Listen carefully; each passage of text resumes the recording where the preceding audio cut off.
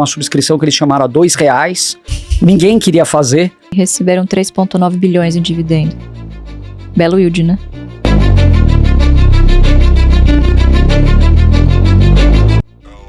E uma tese aí de dividendos futuros?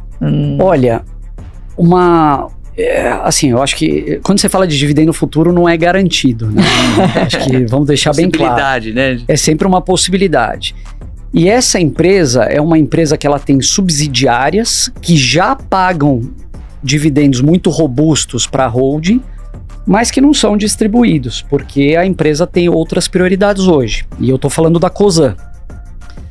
Então, a Cosan, assim, eu acho que é quase que chover no molhado falar um pouco dessa empresa, porque é uma empresa que se reinventou completamente de 20 anos atrás, talvez, era uma usina de açúcar e álcool, e se tornou hoje um dos maiores grupos empresariais do Brasil, extremamente bem gerida, com uma cultura interessante, uma das melhores, se não a melhor alocadora de capital do Brasil em alguns segmentos.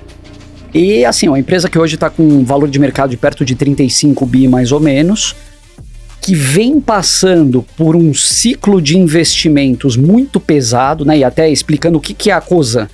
Debaixo dela, ela é uma holding, e debaixo dela ela tem a Raízen, que é onde tudo começou, né? Onde se originou, que é uma empresa que vem tentando talvez buscar eficiência cada vez mais nas operações, e com um plano de investimento muito interessante focado no etanol de segunda geração.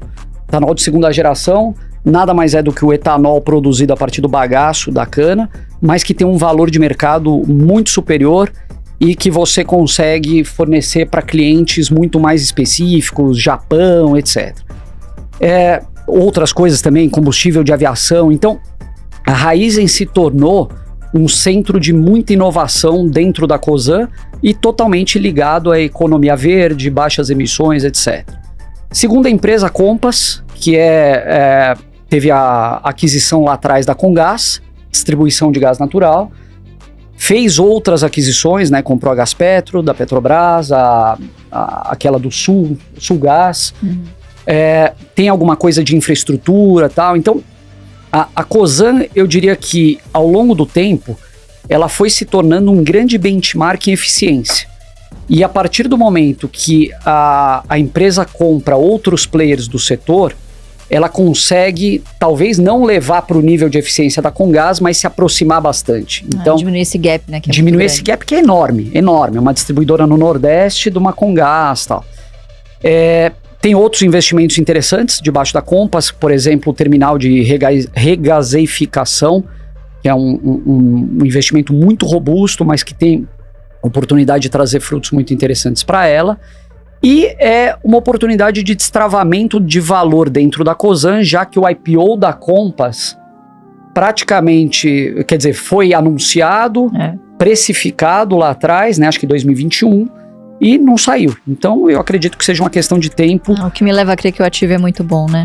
O cara não tá desesperado para voltar. E já foram feitas rodadas de investimento ao longo do tempo, desde o IPO, privadas, com preço muito maiores do que estava precificado na época. Na faixa né? indicativa. Então assim, acho que é uma questão de preço e de janela de mercado aí pra gente voltar a ouvir falar de IPO de Compass.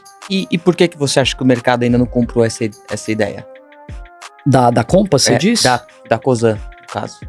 Da Cosan, eu vou chegar lá, mas assim, eu acho que tem alguns motivos. Tá. Então eu falei de Raízen, Compass, até para não me estender muito.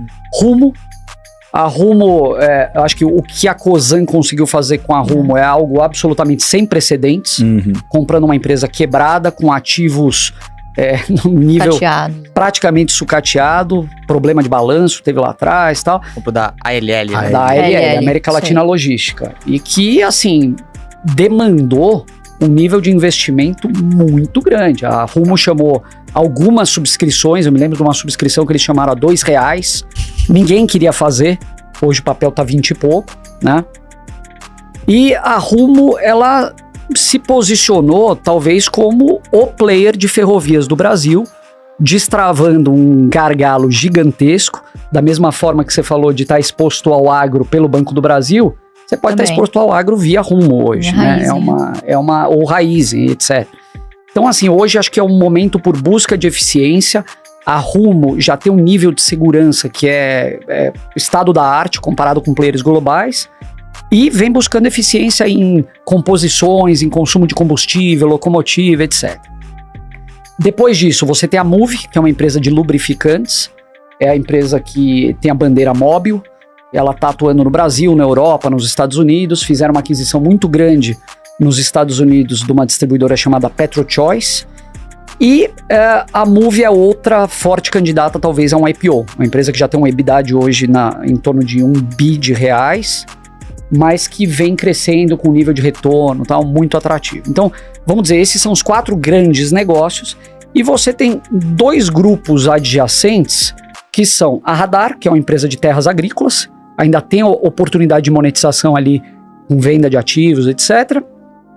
E você tem a Cosan Investimentos, né, que aí são outros investimentos. Você tem um terminal no Maranhão, tal, que está sendo negociado com a Vale, e a própria Vale, o investimento que eles fizeram na Vale, é um investimento com uma posição à vista, né, em equity, uma posição colarizada e uma oportunidade de chegar até 6,5% da companhia. Então, acho que assim, respondendo a tua pergunta, logo de cara, é a complexidade, né? Então, o mercado, ele ou não entende ou escolhe não entender esse nível de complexidade da Cosan, porque de fato é uma empresa complexa, mas é uma empresa complexa com negócios excelentes debaixo dela e de altíssimo retorno. Então a gente está falando de ROICs ali de acima de 20% em algumas empresas. Com um histórico de uma entrega de rentabilidade. E um histórico, exatamente. Então assim, não é pulverizar, não é que ela está diversificando por diversificar. Diversification. Mas eu acho que é muito mais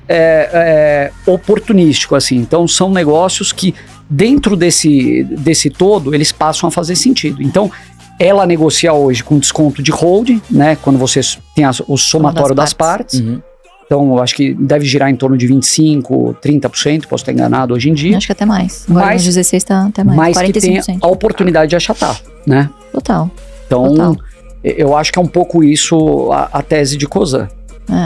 No final do dia, a soma das partes diz tudo, né? Exatamente. E aí, respondendo a pergunta do Thiago sobre dividendos, ela está encerrando um ciclo muito pesado de CAPEX atualmente.